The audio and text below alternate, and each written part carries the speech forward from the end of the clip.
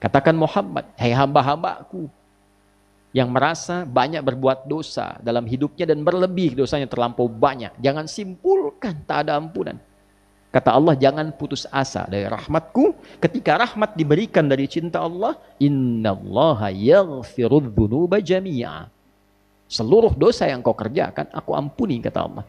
Jadi ketika cinta diturunkan, ketika cinta dihadirkan, maka doa cepat dikabulkan, dosa diampuni, dan anugerah datang begitu berlimpah.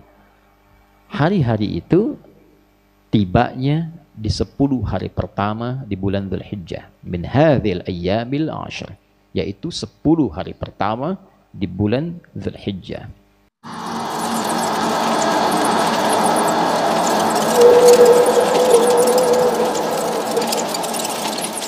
Rasulih sallallahu alaihi wasallam, usi nafsi wa iyyakum bitaqwallahi faqad fazal muttaqun فلا تموتن إلا وأنتم مسلمون فقال تعالى يا أيها الذين آمنوا اتقوا الله حق تقاته ولا تموتن إلا وأنتم مسلمون.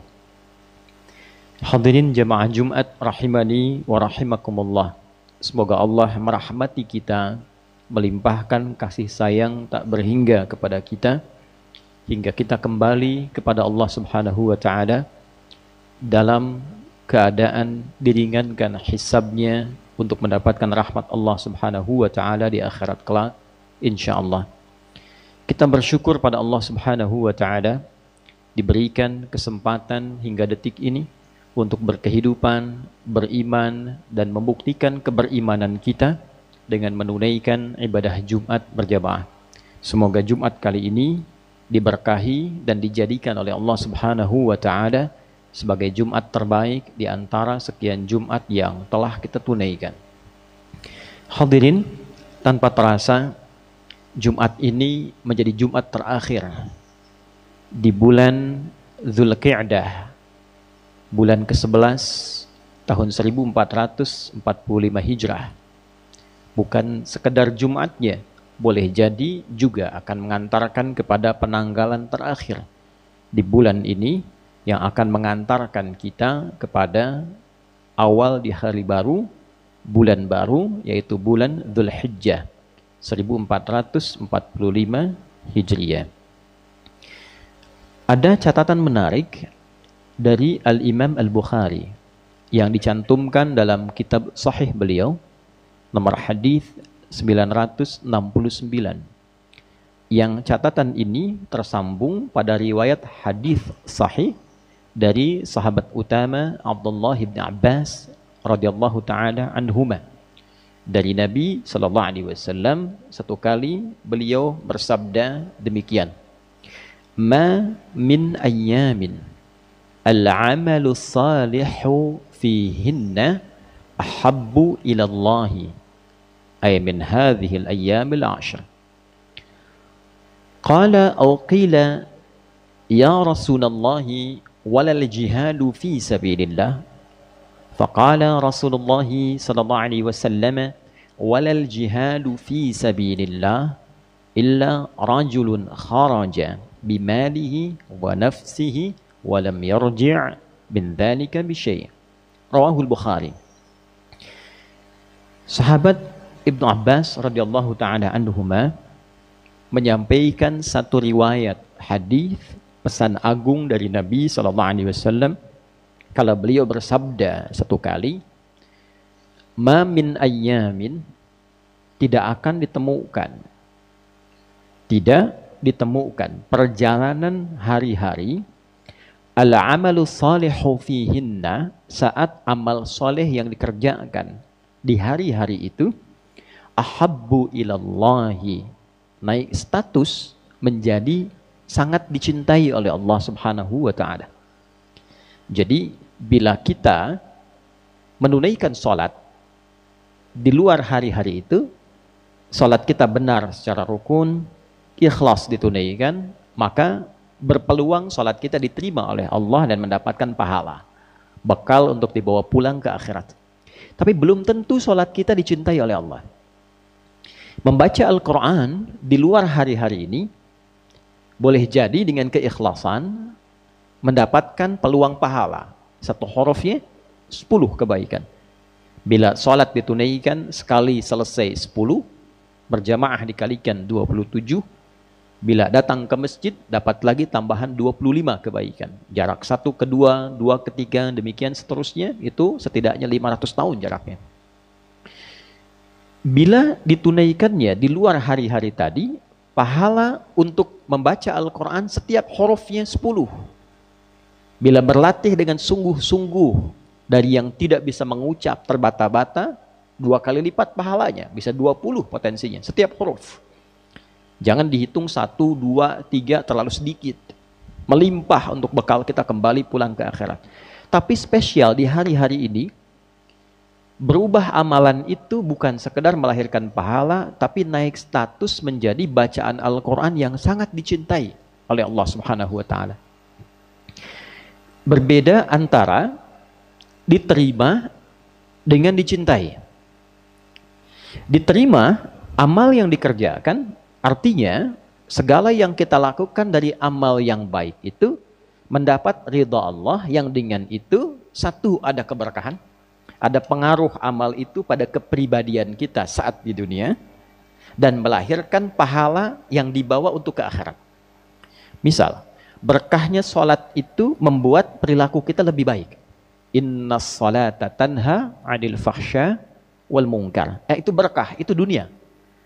Jadi semakin kita melatih tangan kita dalam bertakbir, wajah kita tunduk, sampai kaki kita juga bersujud, dan taat pada ketentuan Allah, maka anggota tubuh yang dilatih dalam sholat ini, itu akan digunakan dalam perilaku kita berdasarkan bimbingan Allah. Dibimbing ujung kepala sampai ujung kaki. Ada sifat ihsan, merasa kita dilihat perilaku kita itu oleh Allah Subhanahu wa Ta'ala. Sehingga sholat yang benar ditunaikan itu akan berpengaruh kepada seluruh bagian tubuh kita dan merubah tindakan bagian tubuh ini menjadi baik seketika. Tangan baik, kaki melangkah pada yang baik, mata melihat yang baik. Nah, itu berkah dunia. Akhiratnya, apa yang kita tunaikan selesai, dituliskan 10 kebaikan. Namanya hasanah. Quran surah ke-6 ayat 160. Man jaa bil hasanati falahu asyru amthaliha. Siapa yang mengerjakan 1 kali perbuatan hasanah bernilai pahala, itu nilainya 10. Salat itu disebut dalam Al-Quran dengan hasanah. Quran surah ke-11 ayat 114. Aqimis salata tarafain nahar wa zulafan minal lail innal hasanati yudhibnas sayyiat. Salat-salat yang kita tunaikan itu disebut dengan hasanah. Diterima, ada berkah di dunia.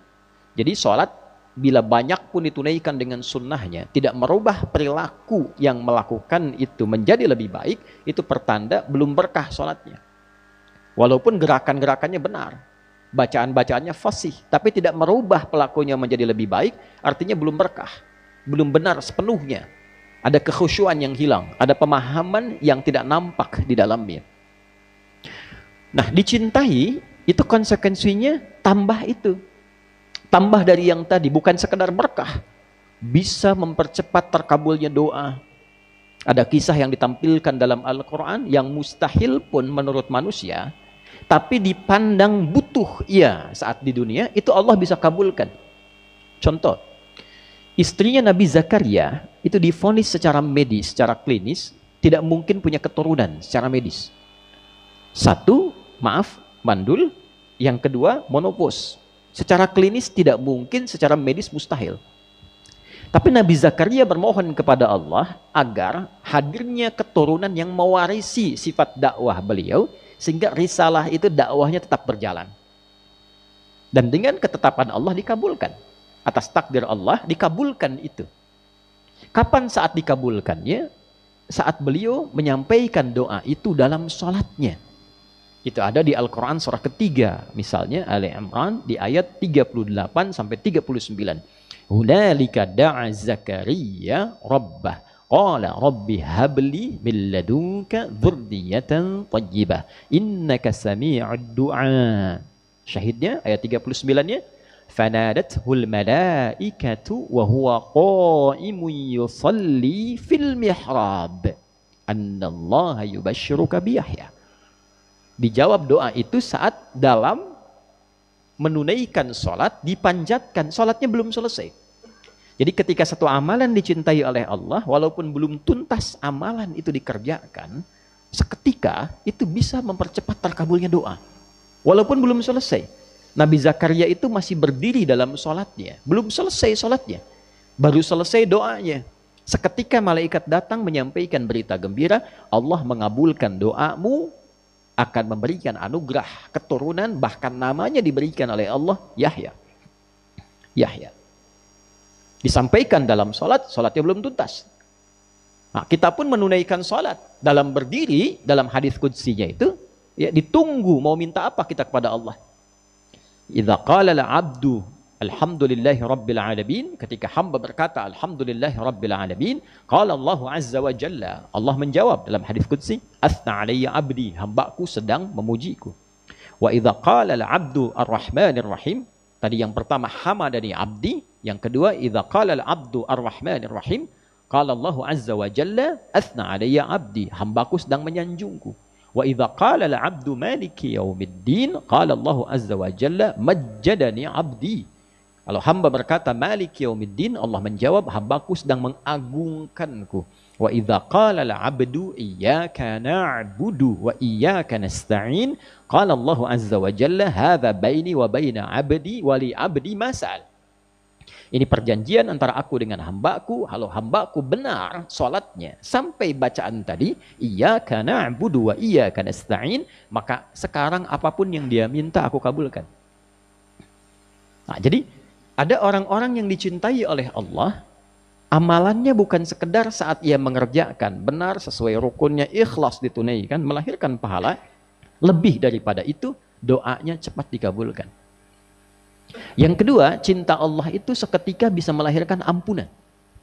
Jadi ketika satu amalan menghadirkan cinta Allah, seketika itu amal dimaksud bisa menggugurkan dosa-dosa yang pernah dikerjakan oleh pelakunya. Baca Al-Quran, sampai di bacaan taubat, innamat taubatu 'ala Allahi lilladzina ya'maluna as-su'a bijahalatin thumma yatubuna min qarib. An-Nisa ayat 17 itu misalnya. Lalu mengalir air mata kita, dibacakan di hari-hari itu seketika turun ampunan Allah menggugurkan dosa-dosa yang pernah ia kerjakan. Itulah cinta Allah. Ketika Allah mencintai seorang hamba, salah satu korelasinya adalah pemberian ampunan tanpa batas. Quran surah ketiga Ali Imran ayat 31 misalnya. Qul in kuntum tuhibbunallaha fattabi'uni yuhibbukumullahu wa yaghfir lakum dzunubakum.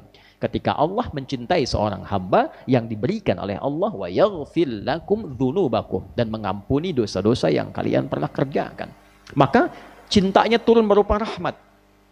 Nah, ketika rahmat disebutkan dalam Al-Quran, ternyata di Quran surah 39 Az-Zumar ayat 53 itu beririsan juga dengan ampunan dari dosa yang begitu banyak melimpah. Qul ya ibadiyalladzina asrafu ala anfusihim la taqnatu min rahmatillah.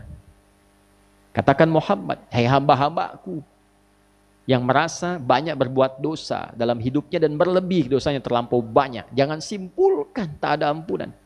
Kata Allah, jangan putus asa dari rahmatku. Ketika rahmat diberikan dari cinta Allah, innallaha yaghfirudz dzunuba jami'a. Seluruh dosa yang kau kerjakan, aku ampuni, kata Allah. Jadi ketika cinta diturunkan, ketika cinta dihadirkan, maka doa cepat dikabulkan, dosa diampuni, dan anugerah datang begitu berlimpah. Hari-hari itu tibanya di 10 hari pertama di bulan Dzulhijjah min hadzal ayyamil 'ashr, yaitu 10 hari pertama di bulan Dzulhijjah. Seorang sahabat mengkonfirmasi, walal jihadu fi sabilillah, ya Rasulullah, bagaimana status jihad fi sabilillah? Apakah mengungguli juga 10 hari di awal Dzulhijjah ini? Semua amal saleh yang dikerjakan 10 awal Dzulhijjah ini, kata Nabi, walal jihadu fi sabilillah, bahkan jihad fi sabilillah pun tak mampu menandingi amal saleh di 10 hari pertama bulan Dzulhijjah ini, illa kecuali satu saja jenis jihad. Nah, jadi jihad ini ada banyak tingkatan. Ya, jihad orang tua, suami mencari nafkah demi istri, itu jihadnya. Istri merawat anak-anak, itu jihad. Dari mengandung, melahirkan, itu jihadnya. Ya.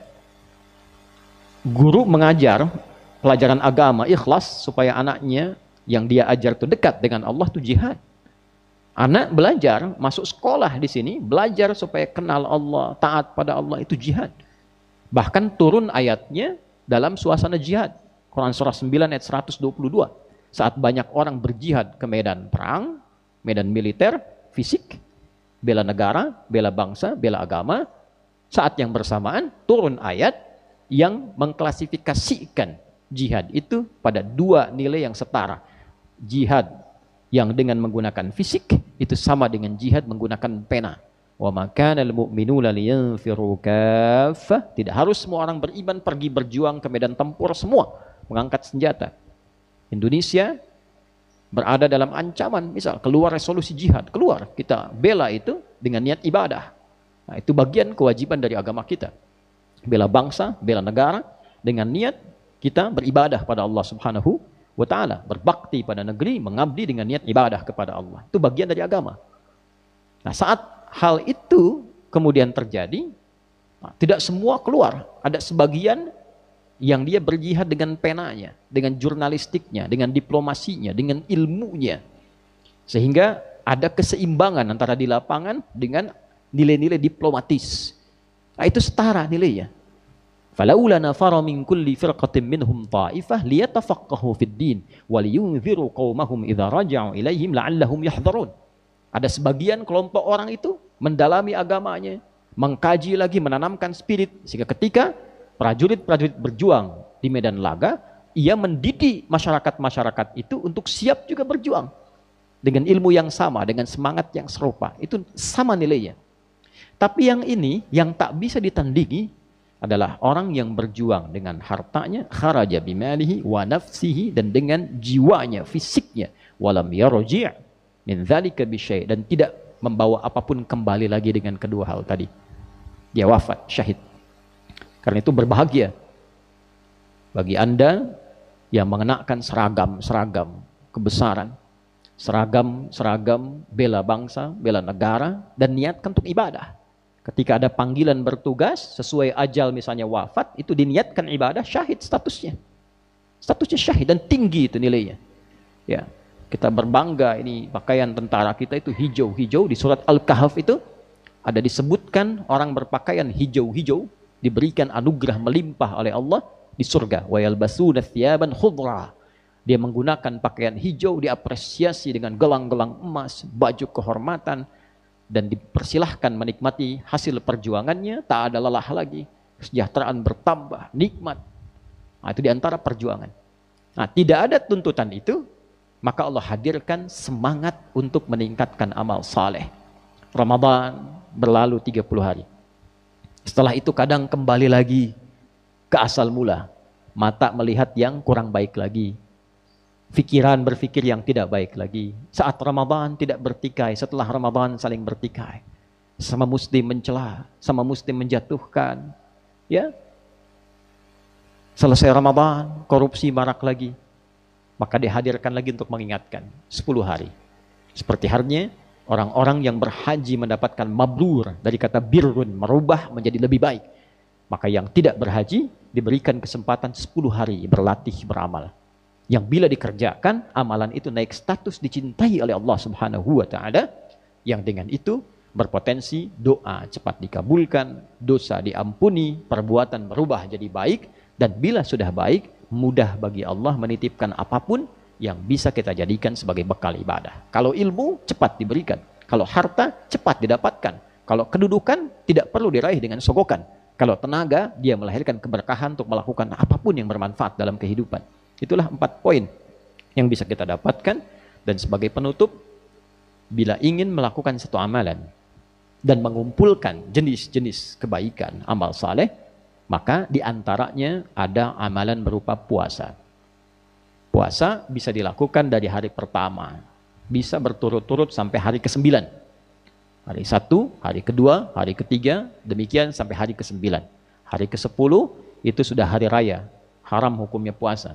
11, 12, 13 hari tasyrik, haram hukumnya puasa. Itu hari bergembira karena kita telah merasakan perubahan dalam kehidupan. Jadi lebih baik, lebih enak, lebih tenang. Kita makan sebagai rasa syukur kita pada Allah, diberikan kesempatan hidup, telah merasakan perbuatan hidup, dan kita memakan pertama kali makanan halal dari hasil pendekatan kita kepada Allah, berjuang selama 9 hari.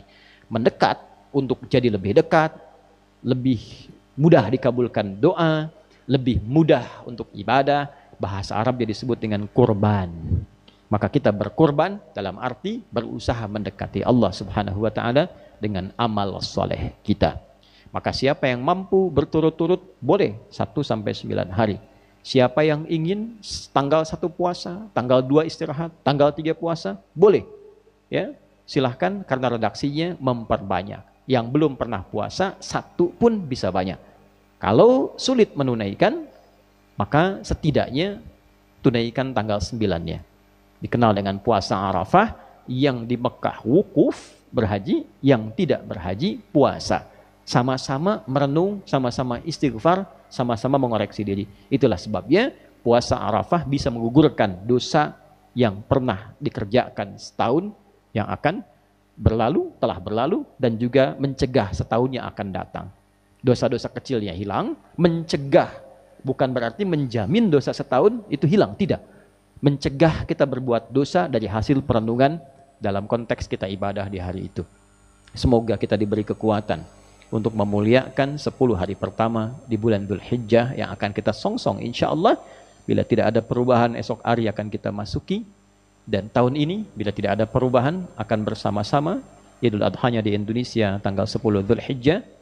Boleh jadi bersamaan dengan 17 Juni di hari Senin 2024 Masehi. Semoga Allah memberikan kemudahan pada kita, kenyamanan pada kita untuk beribadah, merubah diri kita supaya bisa menjadi hamba dan pribadi yang lebih baik, dimuliakan oleh Allah, dan kembali dalam keadaan yang dekat dan ringan hisabnya di hadapan Allah Subhanahu wa taala. Barakallahu li wa lakum fil Qur'anil azim wa nafa'ani wa iyyakum bima fihi minal ayati wadh-dhikril hakim wa taqabbala minni wa minkum tilawatahu innahu huwas samiul alim. Ud'ullaha yastajib lana wa lakum jami'an.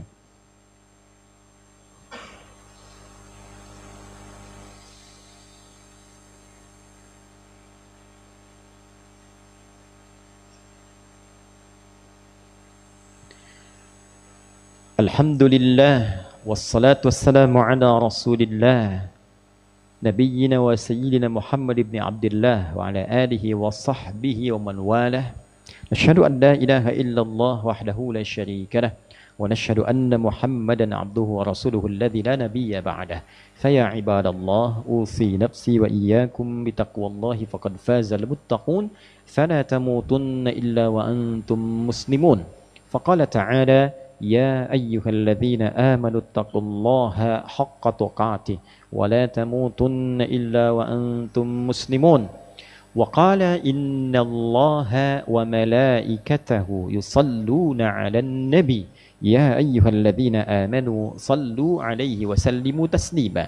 اللهم صل وسلم وبارك على حبيبك الكريم رسولك المصطفى الأمين نبينا وسيدنا محمد وعلى آله وصحبه أجمعين. اللهم إنا نسألك بأسمائك الحسنى وصفاتك العلى الرحمن الرحيم أن ترحمنا بكمال رحمتك يا أرحم الراحمين. اللهم ارحمنا برحمتك يا أرحم الراحمين.